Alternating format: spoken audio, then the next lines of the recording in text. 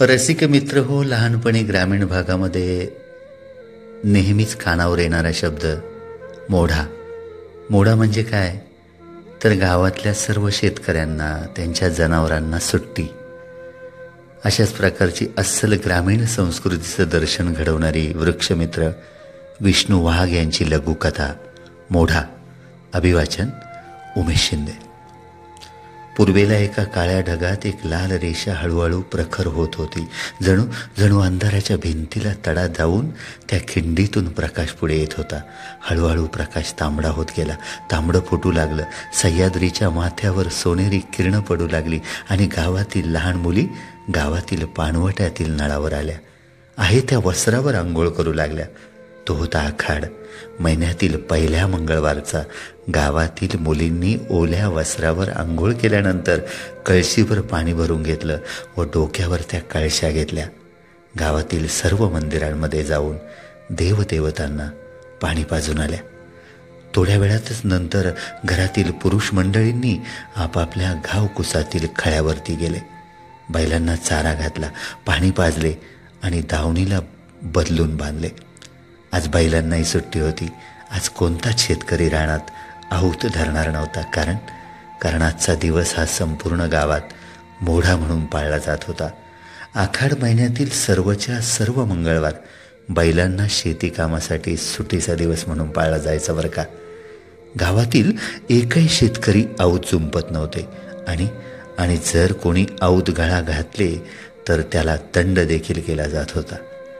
त्यामुळे ज्या दिवशी मोढा असेल त्या दिवशी कोणीही आऊत धरत नव्हते. रिमझिम पावसाच्या सरी सुरू झाल्या.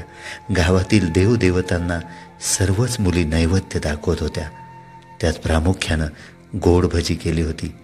तो गुलगुल्याचा नैवेद्य देवाबरोबर लोकांनाही प्रिय असाच वाटत होता. काळाच्या ओघात हळूहळू बैल कमी झाले, ट्रॅक्टर आले, पण आधुनिक शेतीत मात्र मोढा ही संकल्पनाच लोप पावत चाललेली आहे. भावी पिढीला मोढा नावाचा प्रकार काय होता हे देखील माहीत नसतात. कृषी परंपरा हळूहळू मोडल्या जात आहेत मित्रांनो. आधुनिकता जोर धरते आहे, पण परंपरेने सुरू असलेले जीवनाला आनंदित करणारे उत्सव मात्र कमी होत आहेत.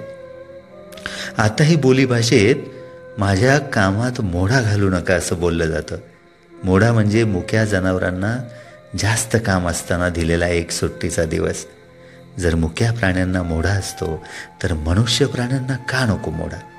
काही ठिकाणी आजही कामावर मनुष्य प्राण्यांना मोढा दिला जात नाही. हा कामगार लोकांवर अन्याय नाही का? आजही आखाड महिना आणि त्यातला मंगळवार आला की ते बालपणीचे दिवस डोळ्यासमोर तरळून जातात आणि आठवतात ते पाणवठे. आज प्रत्येक घरात नळ आले, पण पाणवठे व त्या पाणवठ्यावर होणारी विचारांची देवाणघेवाण मात्र बंद झाली, ती कायमचीच. त्या मुलींचा व शेतकऱ्यांचा तर तो दिवस आनंदात गेला. आता सूर्याच्या अस्तित्वाला ओहोटी लागू लागली आहे. हळूहळू अंधाराचा काळा पडदा जगावर पसरत गेला आणि पुढचा मोढा कधी येईल याचाच विचार करत लहान मुली झोपी गेल्या. शब्द वृक्षमित्र विष्णू तानाजी वाघ. अभिवाचन उमेश शिंदे. धन्यवाद.